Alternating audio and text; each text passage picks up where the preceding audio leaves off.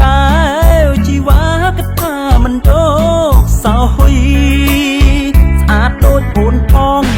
នួនល្អងគិតអីរឿងលុយប្រាប់ភ្លាមបងទៅប្រយសូមអូនកុំព្រួយសោះឡើយណាតាំងស៊ីបងនេះបើអូនបានទិញនឹងជាប់ចិត្តមិនថាផ្លូវឆ្ងាយឬចិត្តក៏បងទៅដល់ណាប្រលឹងបើអូនមិនជឿសួរគេអ្នកណាក៏ដឹងមិនមែនអាប់ដាច់ប្រលឹងដឹងទេបងធានាជូនកុំគិតអីបងមិនអោយស្រីលំបាមិនចង់គិតទេរឿងលុយកាំងបើអោយអីលើក៏បា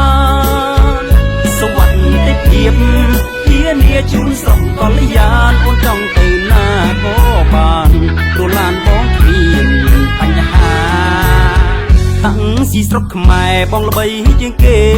ណាអូននិយាយមិនអួតឡើយស្ងួន24ខេត្តក្រុងជួនផ្អៀងភ្នំពេញប៉ោយប៉ែតកោះកុងតាកែវស្វាយរៀងតើអូនចង់ទៅណានាងតែដាក់ខ្សែក្រវ៉ាត់ផងណា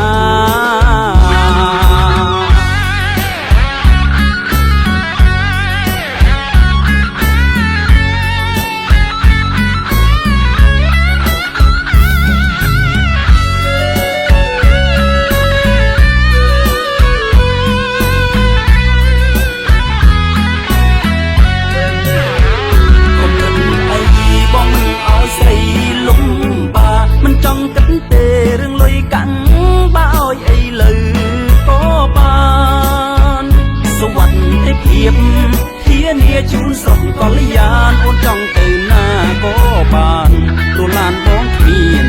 បញ្ហាតាំងស៊ីស្រុកខ្មែរបងល្បីជាងគេណាអូននិយាយមិនអួតឡើយស្ងួន24ខេត្តក្រុង